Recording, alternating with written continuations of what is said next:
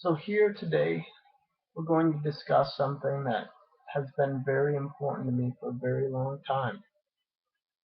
Why is philosophy important? What is philosophy? Well,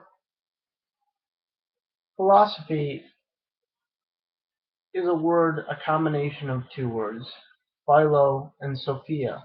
Philo being love, sophia being wisdom. But in my contemplation of what philosophy is more than just the love of wisdom. To some degree, it is the love of the question, and the question takes us places that answers can't. Answers are an end. Questions are an open door. Questions are a possibility to discover new things, and every once in a while,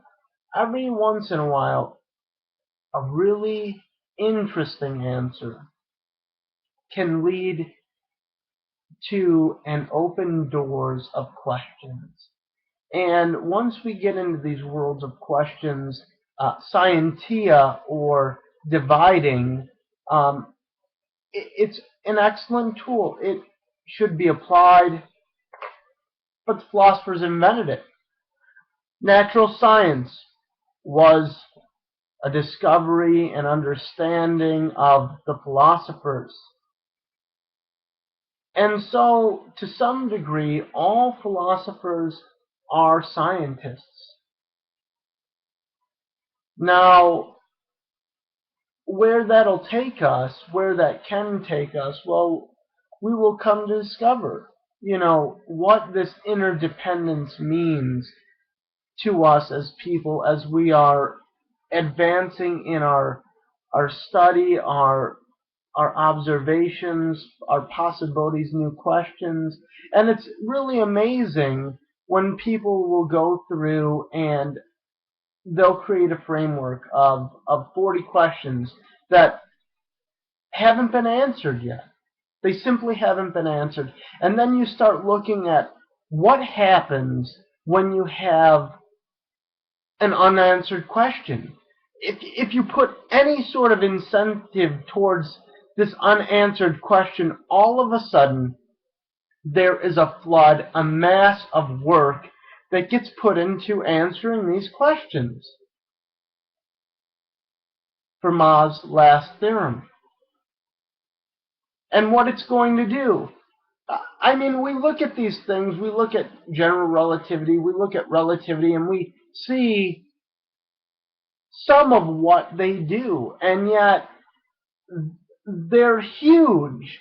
Their impact alters the way that we look at the world. So what can something like a Jester's mathematics do? An input, multiple outputs, singular inputs, a little bit of madness, a little bit of creativity, a little bit of mix into what could be possibilities, worlds that have yet to be discovered, or edges of worlds that are discovered, and yet on these edges we can see things that have yet to be seen. We make connections with things that most will not connect with, most cannot. It is okay, though. It is okay. That is the beauty of the one that questions. They do not have to be correct. They do not have to have an answer. In fact, if the question drives them, they can take this and make this an immortal goal. A goal that they will continue to strive for the entirety of their life. And what better a thing to do? Since we have so few fleeting moments in this life, we have so little life, whether we live to 80 years or 100 years. I imagine the sun's life, and I know we aren't even a wink or a blink or a twinkle of an eye. So let's make good on our lives. Let us study. Let us seek to understand. Let the questions drive us. and see where they may take us.